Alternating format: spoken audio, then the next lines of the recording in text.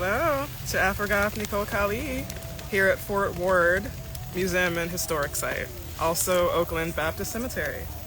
These are both Alexandrian Black history landmarks, and we've made it a habit to tell the stories that have often been buried underneath our modern history. So, hello my people. Nice to see you. Hi Jared. It has been a long time, brother. I need to catch up with you soon. I was just in New York, but I was running all over the place, so I apologize if I did not get to see you. But next time, though. Scorpio season. Two New Yorkers that I love, Ryan and Jared. Hello. Wow, that just reminds me, I was in New York for like all of 3 days, but it felt like 1 minute. I was in Times Square, I was in Harlem. I did not get to make it to Brooklyn, so I apologize to my boos out there. But I care about you, I'm here. And I want to say, Ache, New York hardcore band. If you haven't heard them, check them out. Jared's band, Shrine for the Black Madonna, I want to say, performed at the Shrine in Harlem.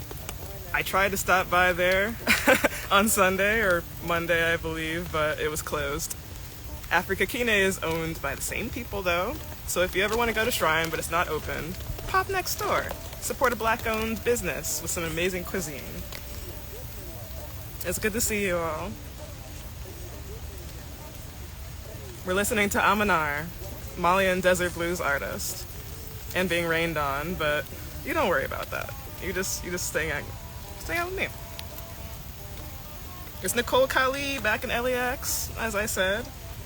Welcome to the gathering. Welcome to this Black space. Once, the fort was here. That was a burgeoning Black community, a neighborhood. And it grew around this Civil War defense that was built in 1861. And over the course of 100 years, from basically 1861, when African Americans lived here and built a cemetery and a school, till about the 1950s, it was, all us, all day. Some important names to know: Robert Adams and his wife Clara, and James Jackson, who was a landowner of the Fort Ward. This is in the West Braddock / Seminary Hill area, if you know where that is, in Alexandria. Not too far away from where I live in Delray. You can find Oakland Baptist Cemetery here, where I sit, around us. You can find the old graveyard and the Episcopal School, and the museum not too far away. The Jackson Cemetery, though, is a highlight that I wanted to bring up. That's on the other side of this fenced burial site here. So as I said, James Jackson was the original landowner, and many lineages come from this area, this space.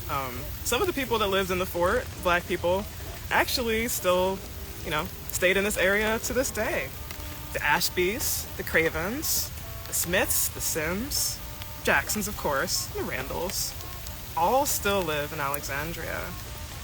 Almost 160 years later or more, right? This is at the intersection of Braddock and King today, Braddock Road and King Street, the old Baptist cemetery. By 1859, about 100 souls were living here, bustling and surviving on the edge of the Civil War. The fort. A time and a century can change everything. So what happened, just like in New York? Developers came, investors scoped out the area and decided that they liked what they saw. And around 1926, 100 years ago or so, they were wanting to build in the Eagle Crest community and, around Seminary Road in Alexandria. They didn't much care about evicting African Americans, obviously. And over the course of 30 years, Alexandria City essentially kicked out all of the fort residents. So that in itself is kind of a civil rights battle, and we're still trying to reclaim that history by telling it here. Alexandria City acquired the majority of what you see here in Fort Ward. 200 graves were at this site, and only a few of them are marked now. We only know some of the names. I don't know how they did it, said one resident, contemporarily at the time, to another. I'm not sure either, my brethren. When I think about the struggle of people in this area, specifically in Alexandria, neighborhoods from the Burg to Fishtown to the Canal,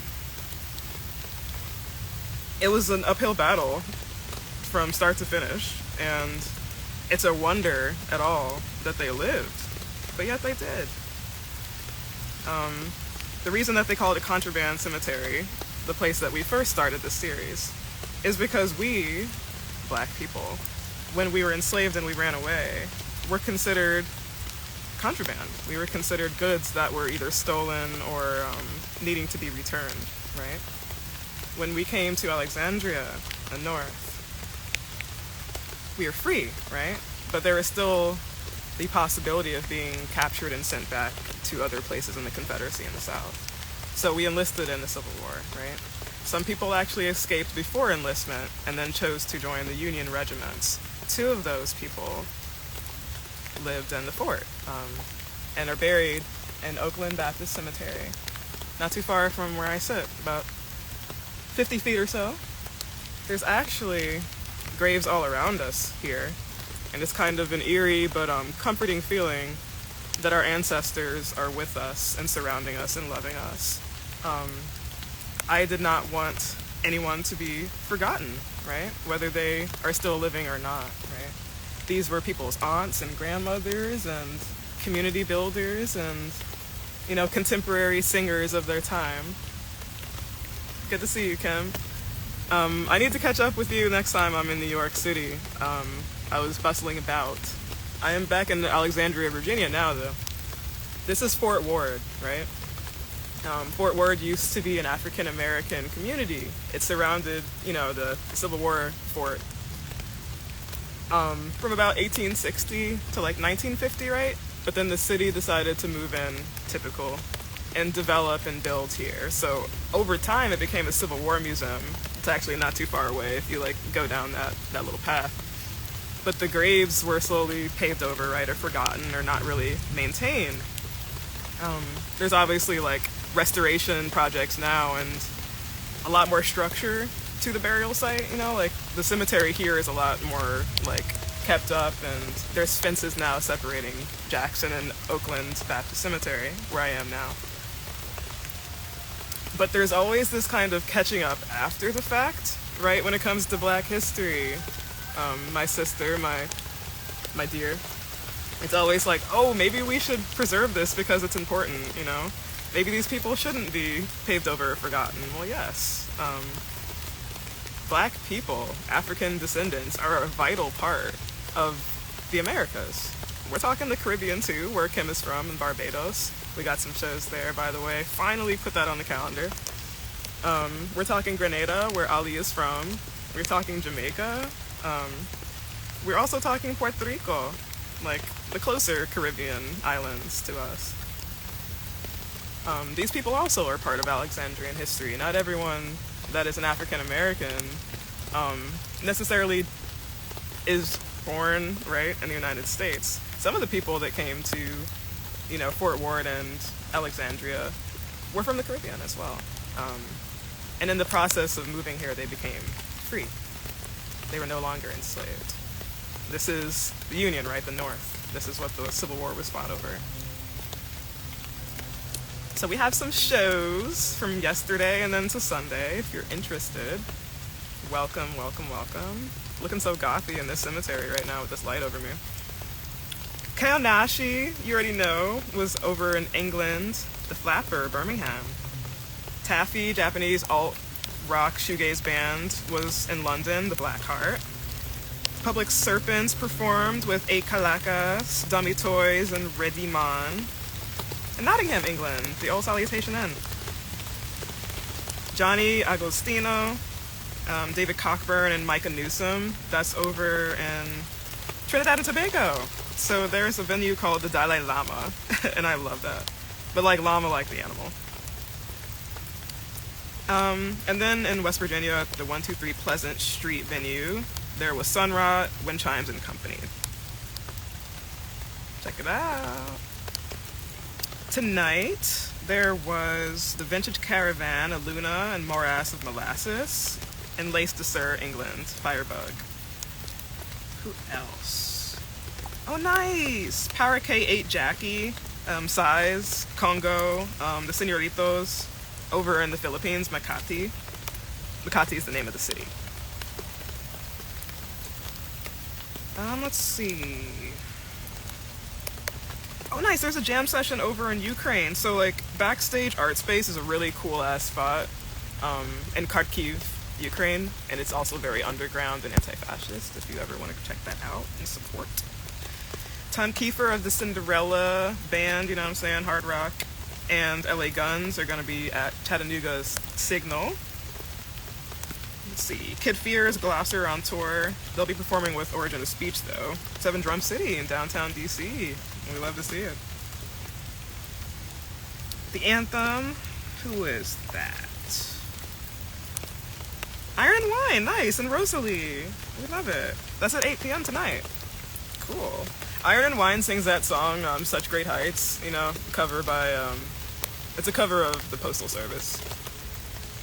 We are looking now from such great heights. That one. Missy Elliott, the legend, the one and only, is on tour with Busta Rhymes and Ciara. They'll be in DC tonight, actually. Capital One Arena in Chinatown. Really easy to get to on the train. An Auto Bar, we have Glass Fault, Shermer High, Analog and Company. Goth Karaoke every Thursday in Richmond at Fallout. Hell yeah. And then in Richmond also is the Barons, River City Roll. I love that venue. If you've never been to Richmond before, 3 venues I highly recommend. The Fuzzy Cactus, Bandito's Burrito Lounge, and River City Roll. I know other people would say Gallery 5 and Company, but those are just my picks. And now we're on to Friday, and some shit's happening all over the world, right? As always.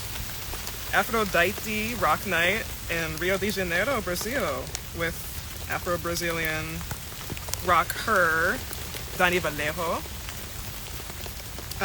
Vilma Dalma, E Vampiros, and Tegucigalpa, Honduras, Ali Cache every Friday in Kenya, Nairobi.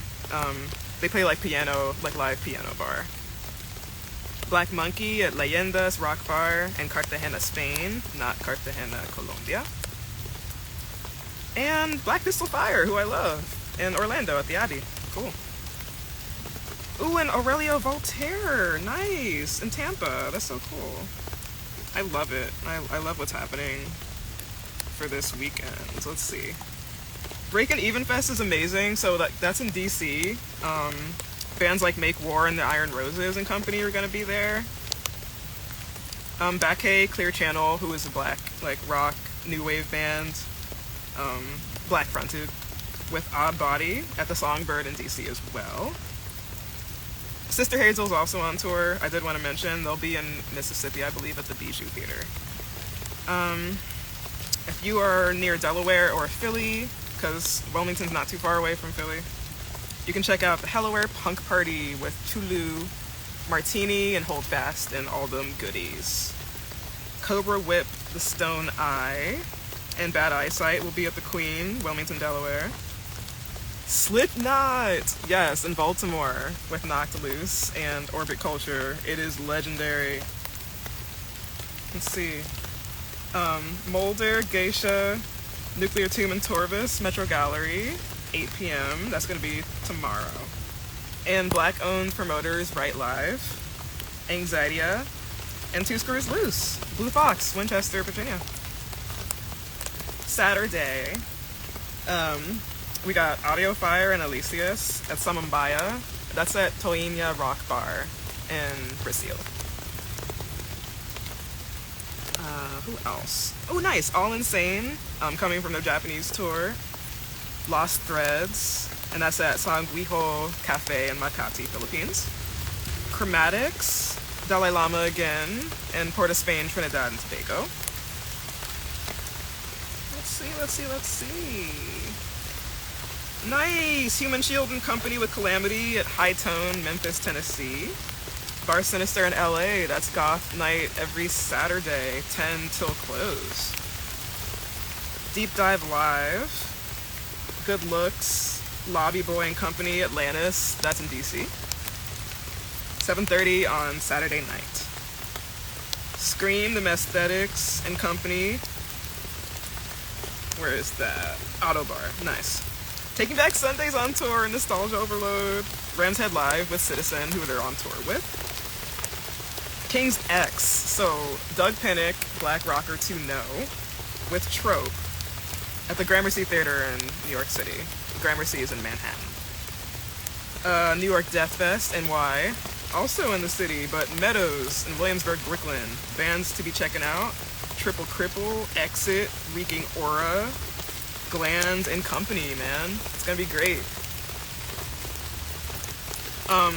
Also, the homie Death Bar Thani, Quad the Dark God, are going to be performing at Agrofest at the Crown in Baltimore.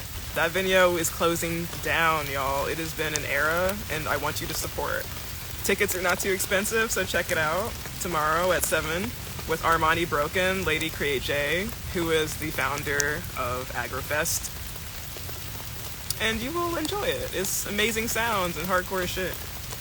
Put on for our people because we make amazing music, you know? And the heavier the better. Chapel Hart, who is country but deserved to be on this promotion list, we're going to be in Leesburg at the Tarara Winery. So again, Barbados, first time for the list. Hunter Spring, Edgecombe. There's always Sunday Grooves, turns out. So keep it. La Santanera, for 20 years, años. Bar Imprudente, that's at Veracruz, Mexico. Metis and Port Al-Kantawi, Tunisia. Primal Tyrant, hell yeah. With Anubis, Gouge, and Death File Red at the Far Out Lounge in Austin, Texas. Uh-oh. This list got so wet it's hard to read. Right. Then there's also Acoustic Matinee at the Depot in Baltimore. Right. So Bert Hall from Mangog is going to be performing. Screaming Mad D or D Calhoun as well. And H. Narb. For the Sunday part of Breakin' Even Fest, you would love American Television and Brendan Kelly and Keep Flying. Hell yes. Sunday morning is Goth Industrial Brunch in Newark, New Jersey at QXD's. And there's always the Open Electric Jam in 185 King Street, Brevard, North Carolina. 1 second, y'all. Now we gotta put some stuff away. And just hang out with you. We got this umbrella to make things a little less drenched, you feel me? So our computer can be here and we can jam. Let's see. We're gonna listen to some Moroccan music, get in touch with the African side of things.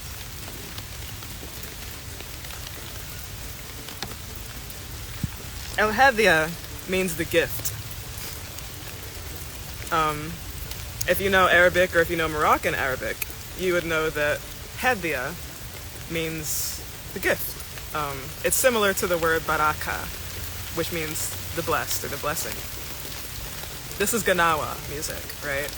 This is the blues, folk, migrational music of the Moroccan / West African community there, who were enslaved and found their liberation through music. Very, very similar to what we play in the Delta, Mississippi, and the South here. Very central to the identity of Morocco. I am Maru. Sorry for messing up the tripod there. It is nice to see you, Sikivu and the Maru. Speaking of the diaspora, it's important to shout out all of the Americas, right? Not just the United States. There's amazing countries out there with Black people and indigenous people to be shouting out. Chile, Colombia, right? Guatemala, Nicaragua, Peru, Venezuela, By the way, Mariah Carey's part Venezuelan, so there is a lot of history kind of, being amalgamated and stuff just in each one of us, right? We are walking history. We are kind of the synthesization of these different lineages, right? That's why in Hispanic or Latino culture, you carry the surnames of the people before you, right? So that your name can actually be very long. It's the same way in many other cultures in Asia and in Africa. You are taking on your ancestry by absorbing it into your name. Speaking of which, names and language, right? As the place names of things in America changed, the memory of what was here before did as well. We're sitting in Oakland Baptist Cemetery, the fort, right? But this is Algonquian territory. I'm not sure what they called it in their tongue. I'm not sure what they did when they lived here before they were cleared out by settlers. But I do know Oronoko means somewhat like a meeting place, I believe. Oronoko Bay and Oronoko Street in Old Town, Alexandria. I know that Kinte Koying in the Lenape tongue in New York City means the meeting of three roads, and that's in Cooper Square and Astor Place, right? That's because the Lenape, the Sapo, Hanikan tribespeople would walk up from the Lower East Side, or part of Greenwich Village, and then get over to where the 6 train is now. And they would give similar names to Atlantic Division and Flatbush Avenues, which were originally Lenape roads, paved over by colonists. Some of America, much of America, and the colonized places of the world, you don't have to dig too hard to find what once was there. The issue is that it was buried in the first place. Yes? The issue is that we didn't honor our ancestors or our community enough in the times that we were developing, right, and thinking to use their land, right, their neighborhood. Some things you cannot go back and undo, right? You can't quite make it right. But we're going to try to make it right. Hi, Mommy. It's good to see you. Also wanted to shout out a member of the diaspora who's very near and dear to me, apart from my mom. Bless. I appreciate everything that you do for me. Is my brother. Yes, my brother is going to be 1 year older tomorrow. And he feels some type of way about it. But I'm very proud of him, and I'm so blessed to see him, make it to 2024. The same for myself, because last year was not easy. And it could have played out a lot differently, but it didn't. We're here connecting to each other, rocking the diaspora as one. Thank you for being here.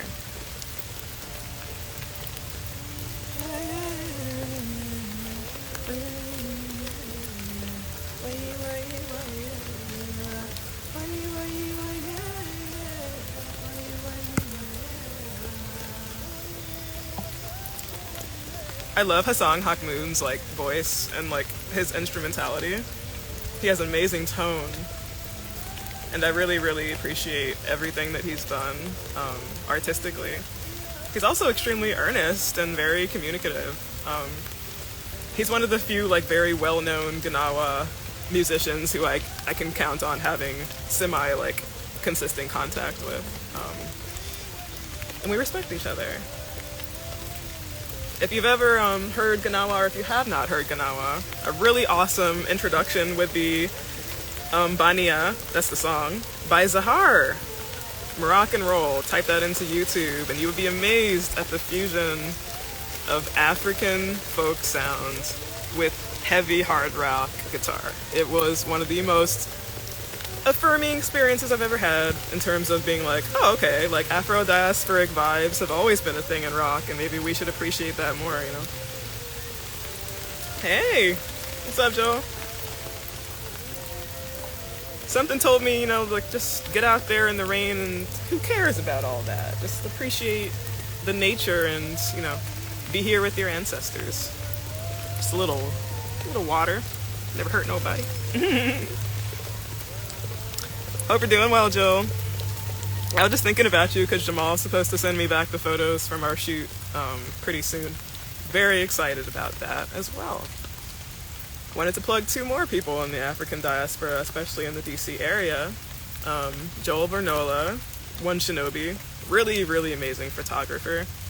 A lot of the previous editorial photos that you've seen me post were taken by them. I'm very, very excited to work with Jamal Todd, artist MDC, because we're both very much into like African ancestry and reclamation, combining like modern themes of like goth imagery and like black and monochronism with, you know, like ancient like weaponry and stuff like that. For example, I was using some of, you know, his spears from Mali. Of course, all the time, anytime, man. First time I ever gotten my hands on a Malian spear before, and it definitely felt affirming in terms of like, whoa, this is definitely who I was. This is definitely who we were. Also managed to have one of his Congolese weapons in the shoot, and that was awesome. Just posing in the different ways and really just kind of getting in touch with like, whoa, like we were warriors, and this was natural to be. Yeah. At least 3 different nations, you know, communities, that I managed to, like, I guess, connect with through taking those photos with Jamal and the weapons. And afterwards, it just kind of felt like a new part of me had been unlocked, right? Like a part of me had been kind of modded, right? Added onto. Malian spears, says Joel, and Zulu assegai. Spears are fantastic as far as aerodynamics. Yes, they travel very far. They're perfectly balanced, right? I was obsessing over that with Jamal, like holding it in my hand and then thinking about like throwing it from a distance. Like if you have the right aim and if you're strong enough, like, yeah, this is why Malian warriors and South African Zulu warriors were some of the fiercest against like colonization, right? Other really fierce battles against the state and colonization are happening in Kenya, right? We're being joined by Chovu, and sometimes Preston drops in to say hello and tell us what's going on over there. What's happening in Kenya is actually a lot of anti-fascist / anti-government, dialogue / like action, right? Government's corrupt. The tax bill is not helping anyone in terms of progress and like making a solid life in Kenya, right? They're fed up. They're done. They've decided to take matters into their own hands, and power to the people, say the Kenyans, and I'm with them. The Kikuyu also have some amazing weapons, as well as the Kamba. These are 2 communities in Kenya. The Kikuyu live around Point Lenana, you could say. Big ass mountain, Mount Kenya, Point Lenana, and then 2 other ones, I think Bastion, etc. The Kikuyu are the people of the light, and I love them for it. Yeah. In terms of weaponry, though, if you think about, and if you actually explore the different spears, swords, daggers, boomerangs, etc., and are across the motherland, they're very environmentally aware, right? They model the needs of the terrain. No one of them is built the same because the conditions aren't the same across Africa. And I love that too. We're very mindful of that. Hang on for a second. Gonna get some more music going. Just have to reach underneath and get a hold of it, as it were. This umbrella thing is so funny. Okay, let me see. I will say though, if you were attuned to the supernatural, there is a growing presence as I'm sitting in this cemetery here. I'm sure you can tell. I am in no rush to get out of here, mind you. But I am wondering if I'm wanted here. We're going to listen to the Jula song. Jula being the, again, community nation that preceded the Mali Federation. What is now Mali was once the Jula Empire. But for those of us that are joining us now, like Joel and Chovu, we're at Oakland Baptist Cemetery. This is Fort Ward. historic black site, community that surrounded the Civil War defense in this area.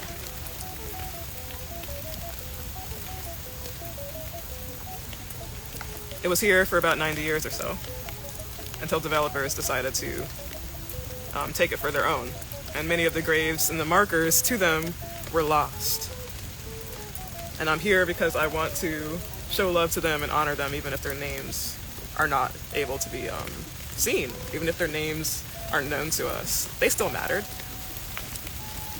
They still matter in the present. Congo conflict is like the 2024 version of what happened with the post-Haiti revolution. Exactly, yes. This is the Congolese and the Kenyan conflicts, Kenyan being a little more intra-national and dealing with, I guess, just the post-corruption after colonization as well.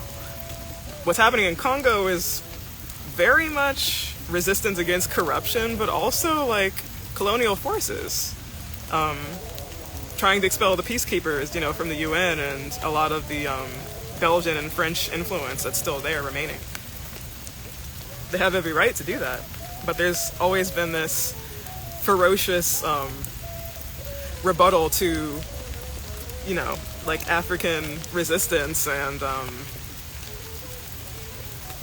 wouldn't say territorialism, but like defense, right? As if there's no reason to be defensive or sovereign, as if sovereignty is just kind of a thought in passing and not an actual like lifestyle. No, like to be decolonial is to be sovereign and sure in yourself and to not be conquered, right? And to not allow somebody to define your boundaries and conquer you. Right?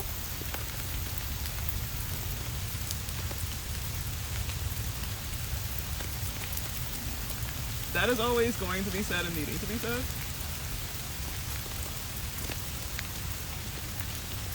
Big Mama Thornton. Gotta do it. I love your points, Joel. You make a lot of good ones. If anyone wants to jump on and say anything or has any feedback, I'd love to hear it. It is pouring down quite an amount, so I might not be here too much longer. About 5 minutes, 10 at the max. You guys rock, or y'all rock. Don't mean to misgender anybody. What is happening in the world, in addition to shows that I listed, some like Taking Back Sunday, and then others.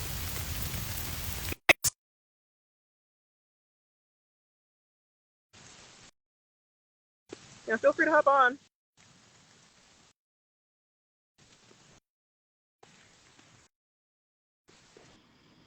Hey, how's it Yo, going? Hey, how's it going? good. I actually just came back from a photo shoot today with a friend of mine. Um, we were just doing some, uh, like she really wanted to do like an alternative photo shoot, so we did like a whole outfit, the whole nine. It was fantastic. We were just in Adams That was Morgan. really cool. Cool. Yeah, yeah, can't wait. Um, for her to publish those and stuff like that because I first had to go through them tonight. But yeah, other than that, couldn't help but overhear the about the comments on the conflict and everything. So, um, yeah, it just reminds me of like the whole um, aspects of like post Haitian Revolution conflict, Yeah. mainly.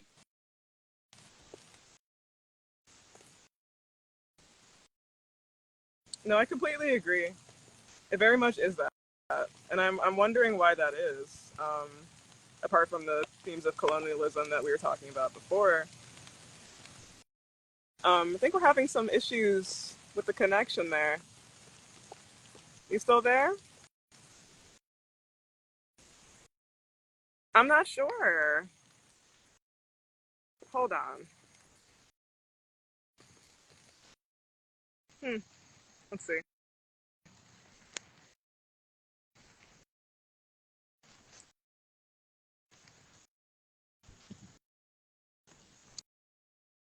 I think Okay. that was weird. It might be somewhat of a broken up signal because I don't have Wi-Fi. I'm out in Oh, the cemetery, oh but yeah. yeah, yeah, yeah. You are outside. Um, but But yeah, yeah, you were it saying was. about the Haitian Revolution, Oh and I yes. was saying, So yeah, it's essentially like we already talked about it. It's basically colonization slash corruption. It's yeah, resistance against the UN peacekeepers as much as it is like the actual government, and the government's broken because it was occupied by European forces. right. Yeah, And then there's also like the side of governments not minding their own business when it comes to like, oh, maybe you should be like a little bit more peaceful about this. And then it's like, no, you know what's going on. You see what's going on. You just don't want to address it. And that's also taking their side. You just don't want to say it. exactly. But, you know, everybody wants to be peaceful when it comes to things that are conflicting. And that's a problem. And that's a problem that often happens. I mean, like, if you look at colonization from its peak um, in the 19th century all the way to now, it's literally the same agenda over and over again. And then there's still that side of which you still have like this generational separation of opinion where one side it's like, oh, but we want to move forward, we want to get past all this other things. But there's that side in which we're on, in which the opinion slash fact is, we know what's going on, we see what's going on. Y'all don't want to address it because y'all want to have y'all want to have just this kumbaya sort of thing. No, that's not how this works. Yeah, and I agree. To which it's kind of a circular argument. Um, if the terms of peace and like anti-fascism were like universally understood, then it's kind of a no-brainer, right? We wouldn't be having this discussion. The issue is that I think people just kind of got used to oppression by default. So when you talk about this stuff, they don't even realize that they've been enslaved. By But default, what I was talking all about this before nasty that work. was the cemetery that we were in. Mm, I don't know if you were there for that, but yeah, this was Fort, like the fort. It's called the fort because it's Fort Ward Civil War museum yes, slash defense. the And within 90 these years, they essentially moved out like all the people that were here, and now it's essentially this tourist site. But they're still trying to piece back together, and that's the story of colonization. The stories of people that lived here, yeah. right? Um, some of the graves that I'm sitting by right now, like there's no names on them because they don't know who they are. Wow. Some like you know what I mean? Like we were literally lucky in this day and time to when we pass to be known and to be remembered. But the reason I come here and do this is because a lot of these people like we're never gonna know.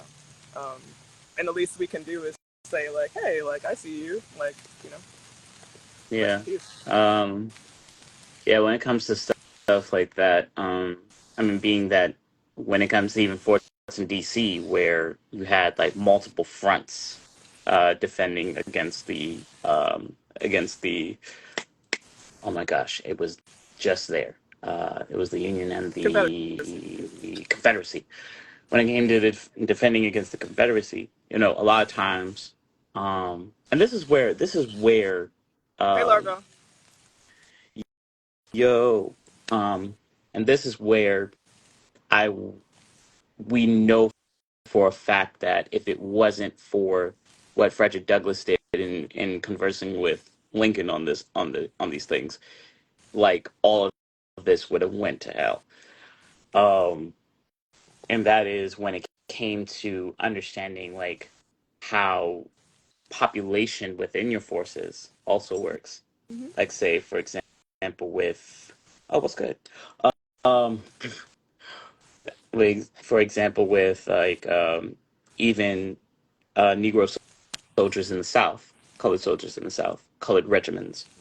There was more of a advantage than a disadvantage than the Union thought, because you had enslaved men and women who were very good with weapons because lo and behold, some of them were taught how to hunt for their captors, and some were good with just navigation because well they had to gather things for their captors as well. So it's like the more the more people don't try to, or rather, no, they do try to avoid this. The more people try to avoid the uh, the obvious known fact that corruption still exists, even in the so-called face of especially now. collaboration as well as integration, the more we're at a standstill in which there are two opinions regarding it. Um, to sum it up, Larvel, before Joel hopped on, I was talking about where I am right now because I'm in Alexandria, Virginia, right? For Rock the Diaspora, which I'm gonna like collab with later, so you can check them out. We basically just talk about the history of what I'm saying, the um the black community, but like all over the world, right? I started the series in Alexandria because I live here about like the different places, cemeteries and stuff that are often like kind of slept on, but deserve a shout out. We went to Alexandria City High the other day because that's where Remember the Titans was, and like the whole battle of segregation there. We went to the Contraband and Freedmen Cemetery because up until 2007, nobody knew that black people were buried there, right? Oh wow. And it's this recurring theme Freedmen of Cemetery. like, okay, like if we're going to get our props and really accept our history as America, we got to be real that some stuff was intentionally buried, and you have to Hmm. get it back by talking about it, by just having dialogue and going to these places and being like, all right, cool, this is part of us, this is part of the diaspora. Yeah, the Freedman Cemetery. That one definitely had a click in my head because, dang, I haven't heard about that site since I want to say middle school. One of my teachers actually talked about it a lot, Mm-hmm. and it's because like the term freedman is how we get a lot of like Yeah, Freemans yeah, as a last yeah, exactly, name. exactly. And so when he said, yeah, if you see a name with Freeman on it, yeah, definitely that's like one of Absolutely. those ones that took on the name because of that nationality, because of that form of nationality. It was actually a nationality. Freedman was a nationality. Not many No, it people know still is. this. I am the descendant of them, but I'm a descendant of them from the Native American side because Oh, they some also own slaves, right? like the Seminole. Five exactly. So you're Seminole, Yeah, I'm Creek, and I'm non-Samoan. So I am both a free Black Indian person than enslaved one. right. Um, that's also a very uncomfortable past in terms of bringing it to the surface because a lot of us didn't realize we were Afro-Indigenous, and a lot of us didn't realize that like we were also owned at the same time we were fighting alongside Native Americans. 5 tribes own them, right? Seminole that Joel just mentioned, the Creek that I'm a part of, the Choctaw, the Chickasaw, and who else? Or I think it was Cherokee. There you go. And Cherokee. that's the major why like Black people still say to this day, I got Cherokee. They might be right. They might as They, well they, be, they might be right on honestly. that, and like that's a conversation we're gonna have to really talk about is like Black people and Native American folks is what happened for real. You know what I'm saying? Like no bullshit, no sugarcoating. What actually Yeah. went down. I had a buddy that was Apache, You were such a and sweetie, he. Larvell. Yes, we're on tropical storm warning. I'm about to head out of here in the next Oh like yeah, 5. that's right. It was literally like a hurricane it's still earlier today. I forgot. we're still Oh on my god. tornado watch, but I'm an adrenaline junkie. I literally do not care. But yes, you're right, Larvell. Thanks for looking out. Nah, but I had a friend who was Apache, and he said like the reason that Cherokee is so important is because and this was during like this was after the like the Indian Wars and everything, Yeah, yeah, yeah. that a lot of tribes pointed towards the Cherokee as the living blood. So it was a bloodline that was still going to live on even when others were forgotten. So Yeah, if you find somebody that finds like a certain percentage of Apache,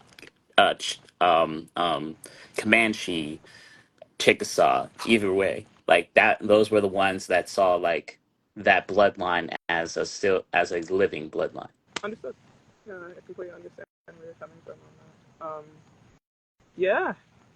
I was also talking about language and names, right? I was talking about how a lot of America, you don't really have to dig too far to see what used to be there, right? Because we just paved over top of it for convenience. right? Like a lot of the Mm. roads and the streets in Alexandria were Algonquian, right? The Native American tribe that lived here and still does live here. Orinoco was the name of the street, so we just named the bay after that. The street's still called Orinoco, right? Um, in New York City, if you go to Atlantic Avenue and Flatbush and Division, you actually realize it links up to like the Lenape trails that used to be there, like huge, like just thoroughways, and they would Right. walk, up to like Lower Manhattan and meet other people in the tribe. The roads haven't really Yeah. changed. The story hasn't really That. changed, you know. I mean, there's even like markers of like that were left by Daniel Boone in DC, Uh huh. and this was during the time that he traveled with his Not 110 on um 495. You're reckless, this Arma. man's a speed demon. That's why he's saying that. He knows what he. I So know funny. exactly what he's talking about. Dang it, Larville. If you hydroplane, I'm laughing. I'm but Little Tokyo drift on the road. Oh shit. this man. But one thing's for sure. When it comes to like the whole thing with Daniel Boone, of course, as like even like people say that even just on the TV show alone that he had like a native indigenous companion. Like no, this was an actual thing where his navigator was, I think he was of Comanche descent, and Yeah, he was Comanche and another tribe. A lot of the navigators and trail guides were. How yeah, else would colonists have gotten around, right? Sacagawea was not the only one that like took around travelers. Like, no, thank there was you, many of them. There thank was many you. of them. Yeah. So when it comes to those markers, like up towards like the north and everything, um, from DC, because everybody knew that like DC was like one of those cities that was just below the Mason-Dixon line. Precisely. So it's like they were trying to find the trail up north, and it was and high key it was towards more so places where there was high amounts of water, I was about and to say, yeah. so that way it was easier to survive because even during those times like things like disease and everything else was just so high and Absolutely. rampant. I just thought about something else. If you're interested, because I know you love Black history and I do too. Did you ever see the HBO series where like several like famous Black like actors and actresses read like primary accounts from like slave narratives with I like Angela I Bassett, forgot like what it Don was Cheadle, called, and but I know what you're talking about, and I please go haven't look at yet. it. I'm trying to Like everyone huh? watching and Joel included, like go check it out. Yeah, I'm definitely checking it out. I actually forgot the name, I honestly. forgot too, but I'm pretty sure it's just like slave narratives. You know what I mean? And like if Yeah, you look it on like just type in like HBO slave narratives and you'll see it. right. One of the accounts that really stuck with me, Joel, was like because people obviously like came like contraband, meaning freedmen. It's amazing that we call living people contraband like we're drugs. No, like we're African Americans. But as I was saying, so we escaped together, right? Like kids, Yeah, aunts, grandmas, we all basically booked it from the plantation together, right? Some of us, as soon as we got to our destination, never saw each other again. But we were yeah, family up until that point, right? yeah. And I want us to And a lot remember of it that. was adoptive too. A lot of And it was adoptive. you know what I mean? Like, I want us to remember that sense of solidarity of like, even if you do not see this person after this encounter, like, they were your family up until this point. You know what I mean? Like, look after each other Yeah, for real. Because and without that's that, we where wouldn't be here. yeah, and that's the part where we go back to the argument of we need to stop being separative when it comes to our And I community. know Like that's hard, right? I know that there's reasons for that distrust. Like there's experiences that we've had, right? all I gotta say is that 1985 FBI, but that's I besides the know. point. Yeah, yeah, yeah. But I mean, the thing is, I mean, you look at organizations even Hey, like Joey. the Black Panther Party. That um, that's that whole thing where that goes back to that family dynamic because they did look out for each other like family. They were a However, what self-sufficient community. happened? Yeah, and that's where I mean, school lunches wouldn't even be a thing if it wasn't for the Black Panther Party, as we both know. Free breakfast and lunches came from the WIC program that the Black Panthers came up with. And that actually was largely created by Fred Hampton, who is no longer with us. But he suggested, along with the Oakland Panthers, we should have free education, right, for kids. Yeah. In Check out the fact, 10 Black Panther principles, y'all watching, because that's actually a manifesto for how to change the world. But not too many people know about it. yeah, and in fact, I thought, what's really something is that the Honorable Senator Bob Ross, um, he was one of the captains for the Illinois chapter exactly. of the Black Panther Party, Yeah. Yeah. and he and as well as like when it comes to a lot of organizations. I mean, even look at now with this political struggle that we're going through in the U.S. A lot of times, we're like people are trying to build like this sort of solidarity based on the fact that uh, Kamala Harris, the current VP, is a member of one of the D9 organizations, and as much as I am, I'm influenced and of supporting those within the D9 organizations, being that I'm a member one myself, the latest and greatest Iota Phi Theta Fraternity Incorporated. At the same time, we have to make sure that what is being done for the people is being done for the people. If And you know, you know. authenticity. Yeah. Yeah. Yeah. So, like, because I mean, it's one thing to be dealt a bad hand and not be able to do certain things for your people. It's one thing. But when you're dealt a hand in which you're put in a place of power, and you're also speaking for for a multitude of ethnicities, that's where if you're not going to do that, then that's a Hello, problem. friend. Now we are talking about, um, just like political leanings and like anti-fascism and like how we're going to get together as a community, like right as the Black diaspora. There are certain needs that we have. Joel's saying that other ethnicities and races may not have, right? Um, Right. when we want to be represented by a politician, we hope that African American needs are a priority, but you Speak. can't bank on it. The Ooh. more power and the more people that have to be looked after, right? That's been the problem. Yeah. Yeah. And then the other side of that is we need to um shoot. I'll even quote Dr. Umar Johnson on this. Like, we need to have more control of the black vote. We do, Agreed. and it's because a lot of candidates count on the black vote because the black vote is what speaks for a lot of people. Um, and it and it's one thing when a candidate does get the black vote because that, like, honestly, I've been seeing this a lot in the media, and that is that the black vote is the very thing that Yeah. divides the candidates, Um, and that's the very there's two reasons for that, my genius friend. You know why?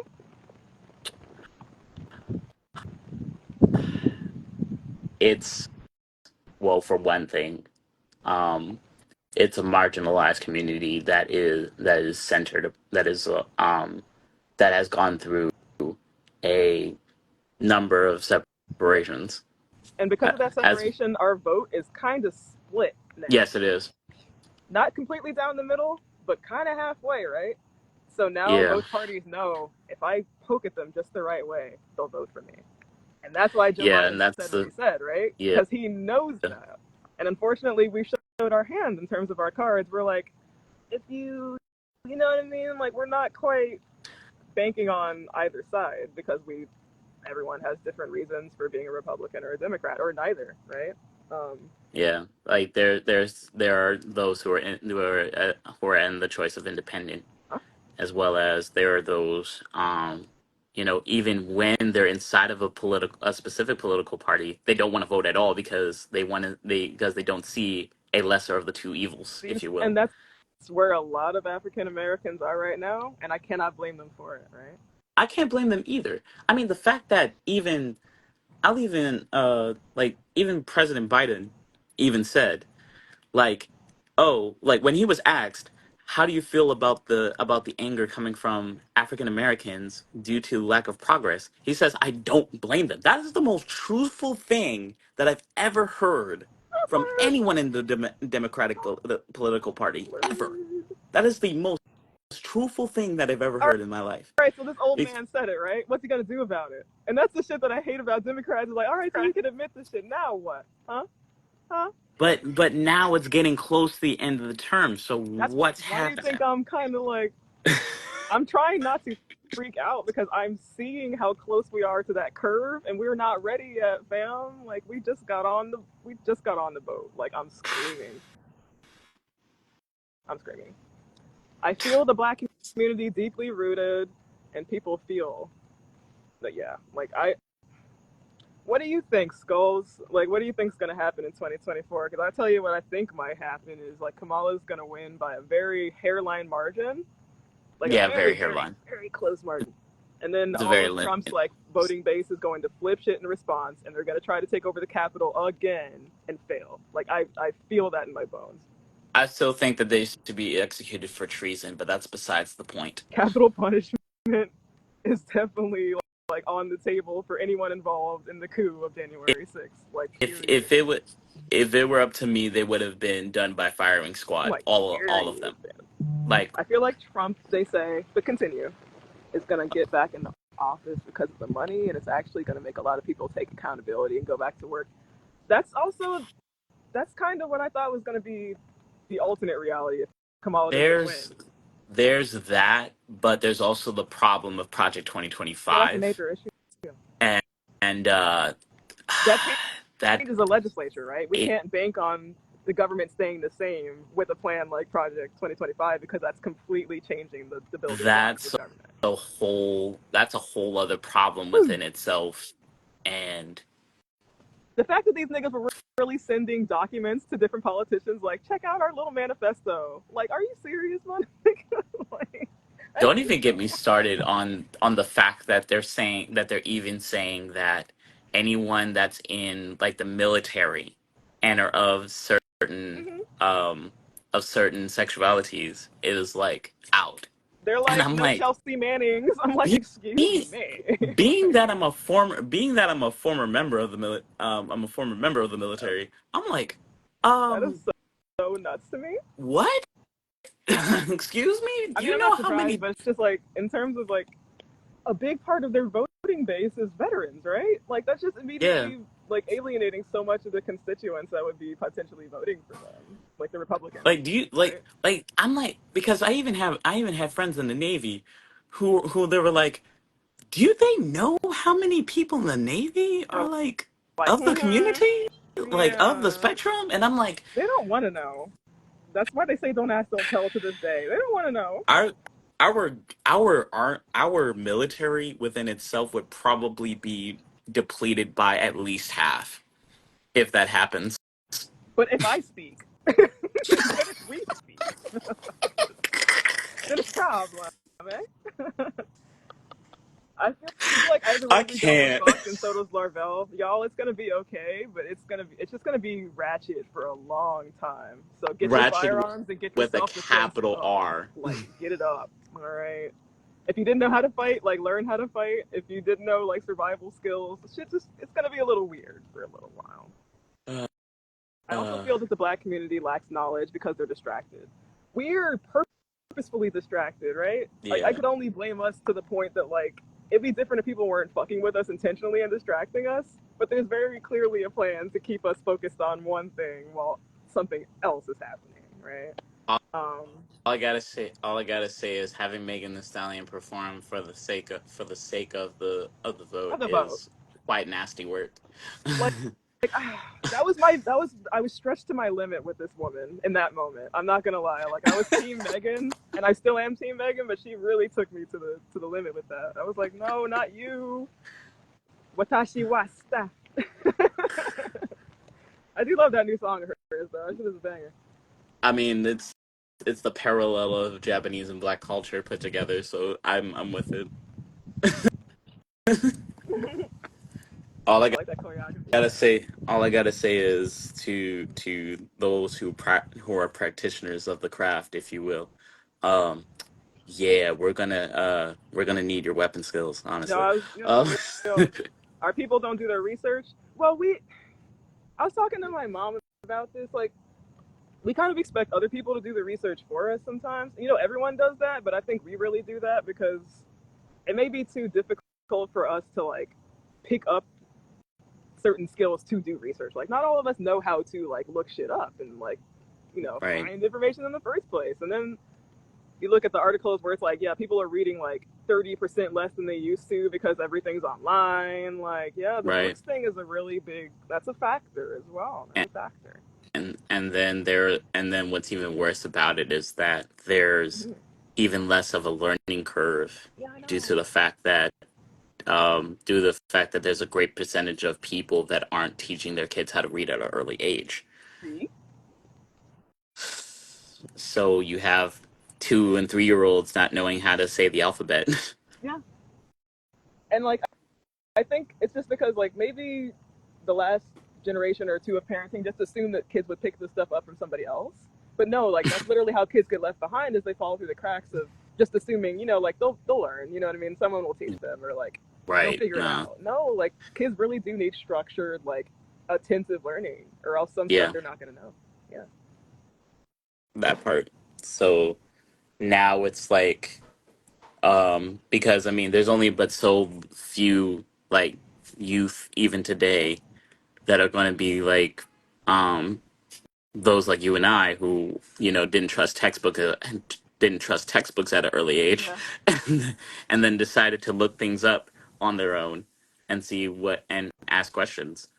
But even then, there's so few teachers that'll allow students to question certain things that are being taught.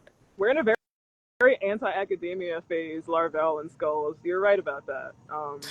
The crazy part is the anti-academia movement actually came from white people. Like that wasn't even us for me. That's the ironic. That's so It was a bunch of unbelievably white people, ironic. like blue collar and above, that just did not trust academia and were just like, you know what, fuck it, I'm gonna come up with my own ideology. And there you get Right. Jordan Peterson and like Joe Rogan, right? Because they don't trust the system. They're like, you know what, I'm just gonna come up with my own intelligence. It's just like that's nice, but like things actually do mean stuff, you know? Like, Yeah, yeah.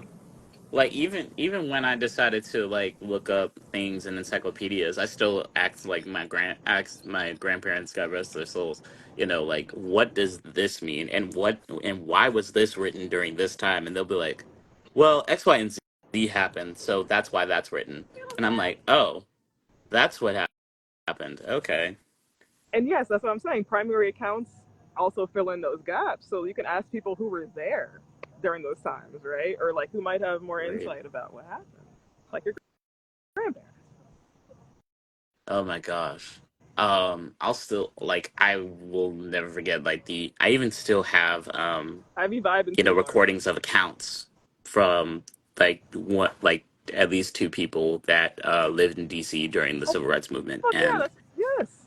like one of the and at least in both accounts, like when it came to like say the assassination of MLK, for example, we like there's a unanimous account that basically we looked at this man and said he's the one we need to follow and stuff like that. And then when he was assassinated, all hell broke loose. And then that's when the whole 14th Street fire covered pretty much all the 14th Street throughout DC.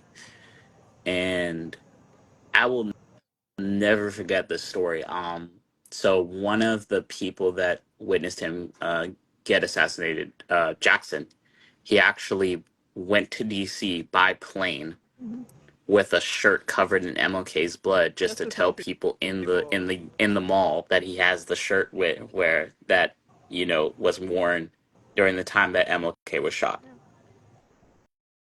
And people some people who were there, they still question it till this day, like why did he do that? Why would you do that? Yeah. But I don't know.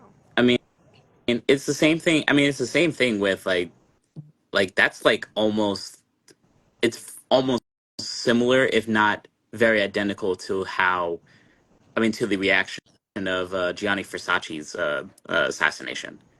Like oh yeah, I have his blood all over it, all over this and all over that. Like, this is it. Like, nah. No, Like, I know it's not the that's a movie. very unserious reaction Um, to something like that. I like But Skull's hey, comment. You want to read it? let's see.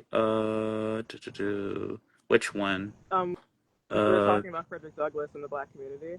You see that one? let me see. I'm trying to think. Oh, I'm trying to find it. Okay.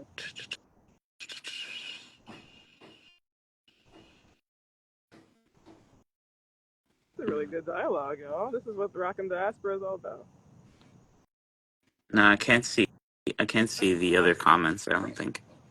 So they were talking to someone about how long we were illiterate before Frederick Douglass, right? Yeah, and a lot of the Yeah, abolitionists that taught us how to read and stuff like that, like yeah, that's the reason why a lot of people are behind. I forgot to mention Skulls and Crew. Um, in a lot of these like black neighborhoods in Alexandria and like just all black neighborhoods across the country, we had our own schools and stuff, right? So if we did know yeah, how to read and if we were freed, we would teach each other that, right? yeah. So in different places across the states, we would know how to read and we try to like educate each other. But then other parts, more rural parts, where you did not necessarily have access to like reading or people that could teach you how, yeah, you fell behind. Right. And that's the part where we even get back to um like people like uh W.E.B. Du Bois, as well as even professors such as my personal favorite. Um, let's see, it was let's say like writers, Albert Camus, even professors such as let's see, it was Popular Smart by Jawanza Kanjufu, personal favorite. He did lectures on uh, how like even the black dynamics worked in families and things of that sort, so that we would be educated enough to realize what why certain things were and why we were reacting certain ways to that. Like he discussed the breaking the controversy of destroying black boys, to even to be popular or smart. Why are we saying to each other that we're talking white when we're actually using That's correct English? a different type of Why? literate, though. Yeah, You're talking about but emotional literacy. We're talking about reading literacy, like two I completely mean, different yeah, things. but like at the same time, like when it comes to that point of teaching, like it's it's understanding that we need to get past the very stereotypes that we were given, that we're illiterate and that we're not supposed to be the best at what we do, period. Yeah, I agree. And that's why that education piece is so important too. Yeah, absolutely. And it should be free. But sometimes like you do have to teach people for certain knowledge because like yeah, like it is a service to be educated. Yeah. Like it's time, and they didn't have to spend that time teaching you. Consider that. Yeah, and everywhere besides America, the college is free. like, like you can get a doctorate in Finland, not having to pay for crap. Mm-hmm. It's really Yeah, something. I'm just Like, saying, man. still around But the same yes, amount of exactly. If time in you want to school. hide something from us, put it in a book. You know why, sweetheart? Because if they found you with a book, you know what they would do to you on the plantation? That fear is generational. We are still afraid of that. Ooh, ooh, yeah. I used to read the primary accounts. Those were the hardest ones. Me as a nerd, you know what I mean? Thinking about what would happen to me if someone caught me with a book on the plantation. Yeah, they would kill you. You were lucky if they Yeah. whipped you, but a lot of the time they would just straight up kill you because if you were the seed of knowledge, you'll plant it in other African American people. And and to think there was also, I mean, to think like when it comes to accounts like the whole thing with Nat Turner and how he was taught how to read, and because of that, he read the whole Bible and said, "Wait, what y'all are doing is Not the wrong." helicopters. Oh, It's all Bruce Wayne out here. Continue, Joe. but yeah, like I mean, we look at cases like Nat Turner, right? Oh, fucking And man. Nat Turner Hot knew damn. how to read. That He nigga was knew how to write. illiterate.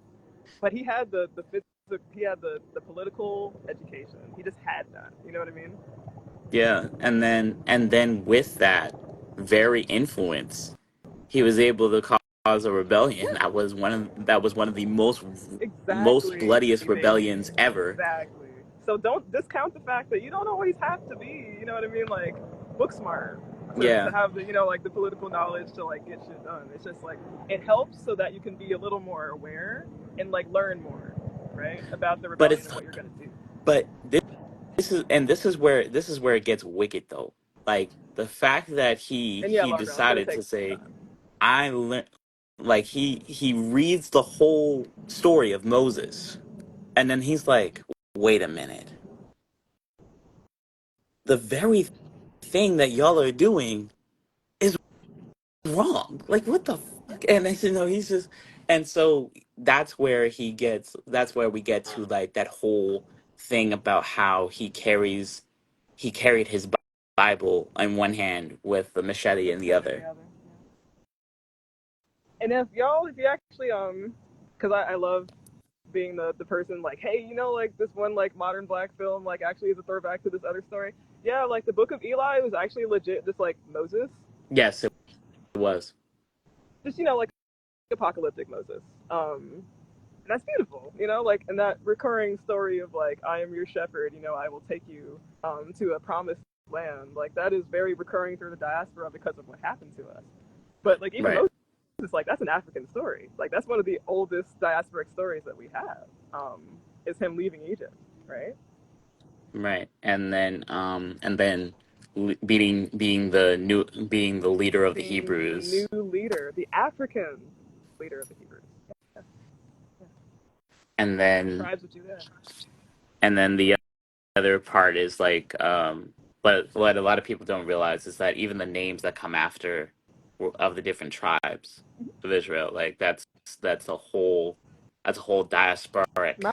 understanding that stretches from like north, like I believe it was like northern Africa all the way to like central and east The Africa. Canaan, like the Canaanites, and a lot of those names, yeah, like Bathsheba.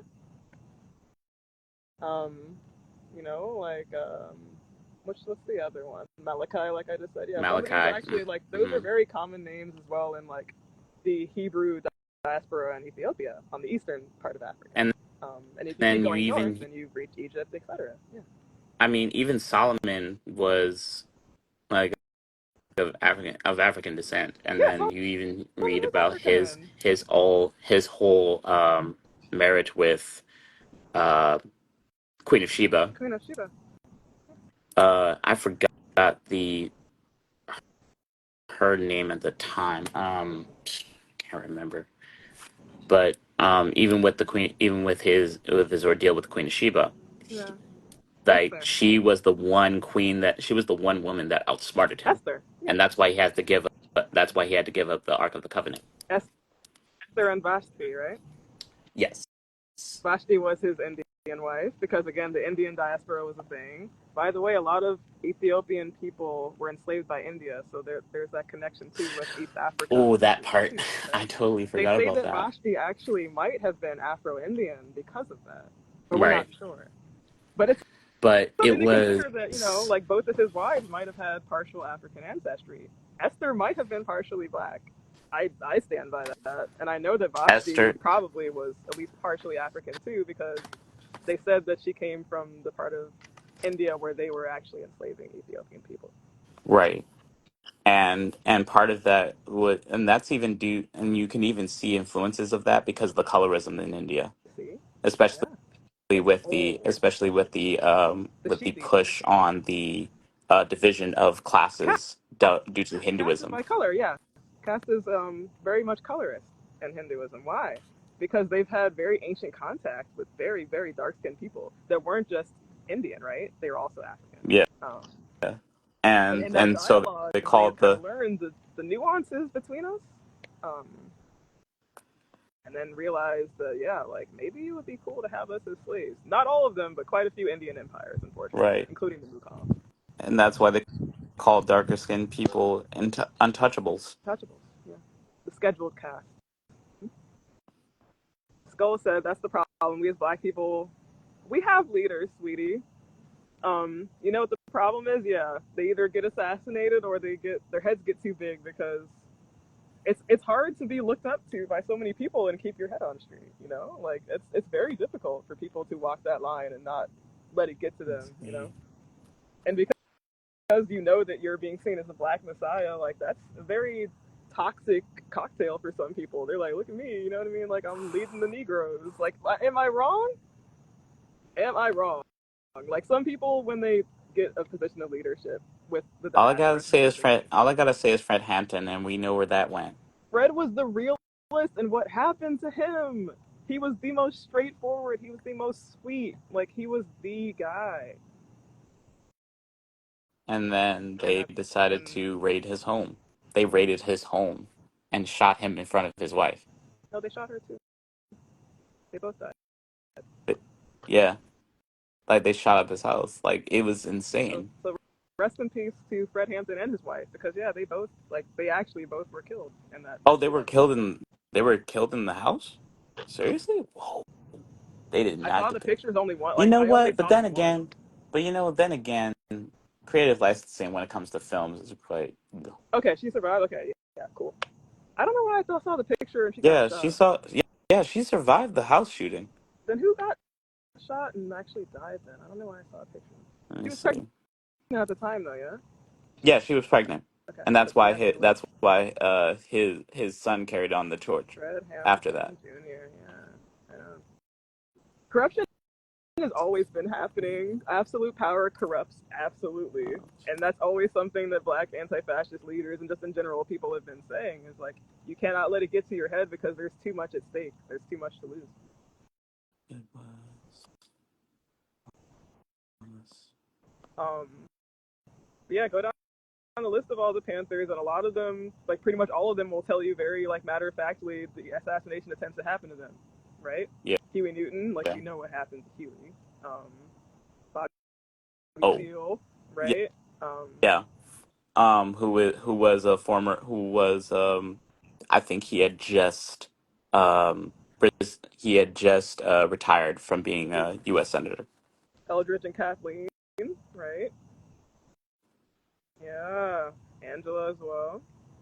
And yeah, mm-hmm. Not a one of these people have it like you know what I mean, not had an assassination attempt on them. So yeah, the danger is real. I agree with you, Skulls, but the And risk I is necessary. wait a minute. Who was it that Yeah, Kathleen would be there's a the best alternative. there's a I've been member pushing of the for a Black black Panthers council that's for a still minute. in prison. Actually, I think. Let me Talking see. about Maroon. Yes. You know, I have a Right. poster of him in my crib. I showed you that when you came over, right? Yep. Yeah, because he signed it. Yeah. That's my Yeah. guy. He's like the one person I can always count on to give me like a solid political education. Yeah, he's really good. Good people. Um, he's really good people. Him and Momia Abu Jabbar, both on political prisoners. Free our Oh, brothers. to an earlier point, the Queen of Sheba that I was referring to was Makeda. McCann. Makeda. McCann? Nice. She was from Yeah. Eastern Africa, wasn't Yeah. she? She was the one queen that actually outsmarted Solomon, and because of that, he ended up making a deal in which he gave up the Ark of the Covenant to her son Melchizedek. And it was never seen So again. yeah, crazy stuff. I'm about to dip, but you guys got any other parting points? I love this discussion. Damn, we've been learning, y'all. I've been learning from you. You've been learning from me. This is how it goes. I like it. Yeah, yeah. What you got I mean that's how to say, Joel? it For I is. peace out. That's how you know the that's how these conversations have to be. Like we Yeah, have to keep each other on par when it comes to our knowledge. I don't mind that at all. I love it. You know, I love like the Yeah. little facts and the little points and just all the different like nuggets of knowledge that we got going on. And like these new friends that you introduced me to. This is cool. Got a lot of different Yeah. folks in the diaspora that have been pitching in. Yeah, Good to meet y'all. yeah, this is dope. All right, let me give you, I guess, a too long did not read for everyone that's just joining and came later on. we're just talking about Black history, fam. Like Alexandria has a lot in Virginia, you know what I'm saying? Like, and especially the older parts because developers love to bury shit and act like it's not important. But remember our history. The same with DC. You'd be amazed at what's lurking around your own neighborhood, fam. Just saying. Yeah. And also just the importance of understanding the history of why things are things of that sort. There is a whole timeline that led us from enslavement to now. You know what I'm saying? Like from literally from the Civil War to Kamala, like there is a whole book and more that could be written. But It might as well be a series at this point. we're part of history though, fam. You know, that's the beautiful part. Like you and I and like the diaspora, we're living history. You know? So think about that stuff. You know, Be proud of you. I mean, even now, I mean, like, remember that series, Eyes on the Prize? Of course. They might as well do a continuation in today's time. No, you're so right. Like I don't see any lie being told in that. They need to like continue it like in today's time and really just like have like a time capsule for like the next like decade and say, yo, this is what was going This is on. what was happening. Cause like I like just in between like a year, I was telling like my homies like I couldn't really sit and like tell you everything that happened in a year because so much happened from 2023 to 2024, right? And then from 2021 even to 2023, bro. Like, don't even get me started on the You, pandemic and how that affected a lot of us. Like that, yeah, I'm still going through it. I'm still, I guess, like decompressing from that era. I, Yeah. I still twitch um when I look at Black Lives Matter Plaza in I know. DC.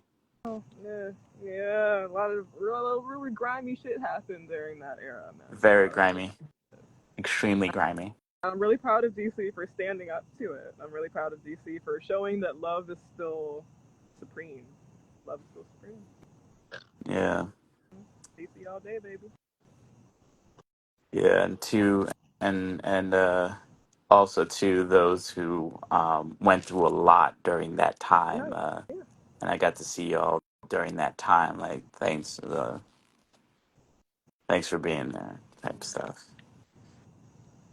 Oh my God, Rock the diaspora. I'm sorry. I had to think about like thinking about that kind of threw me a left for a second. There we go. Yeah. I'm the same way with a lot of the brutality that's been happening in the last 10 years.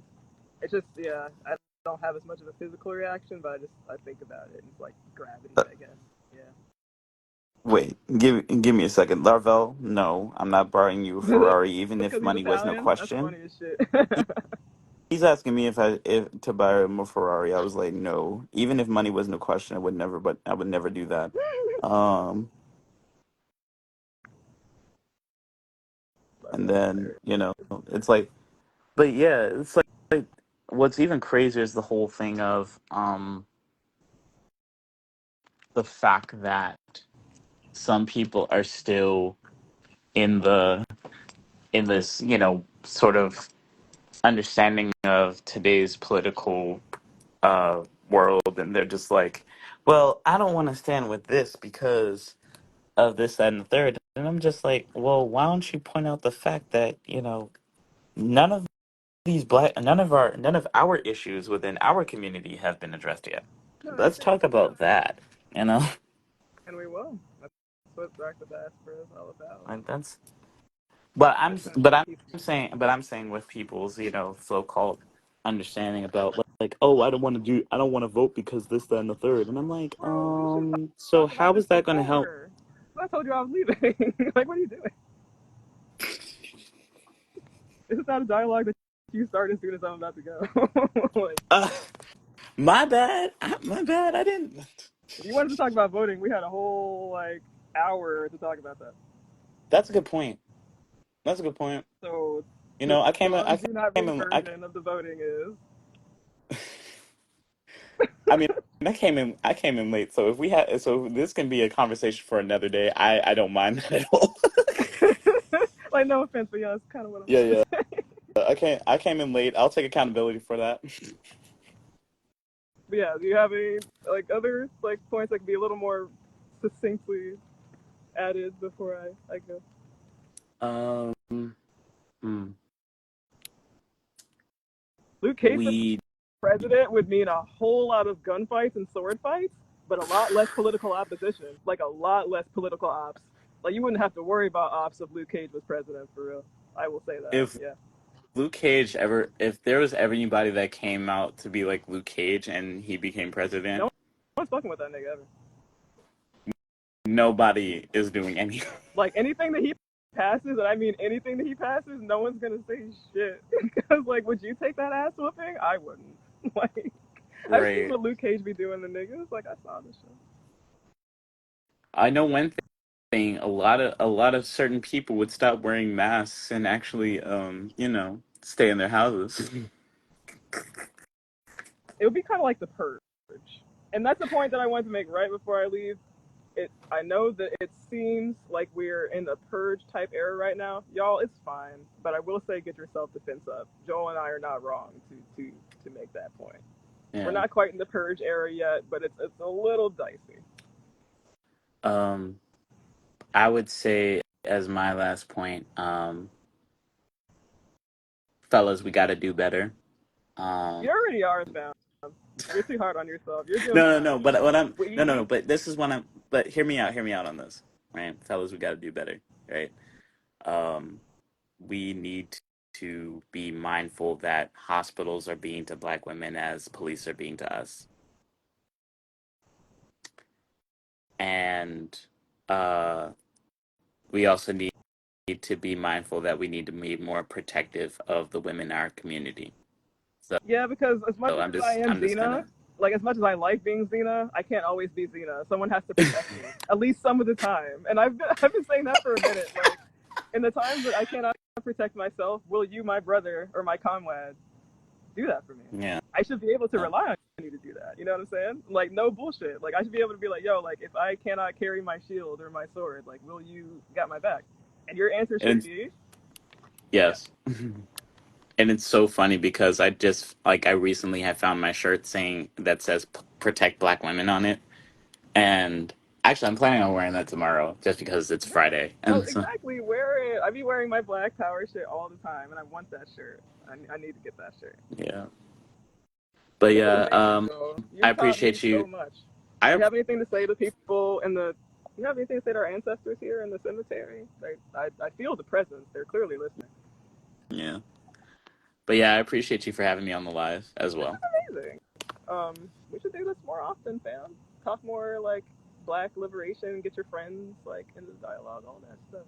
Oh, I know some people No, that's what I'm that saying. Like, would, let's yeah, make this more of a dialogue. And you got some smart friends. I got some smart friends. Let's be friends. Let's right. do it.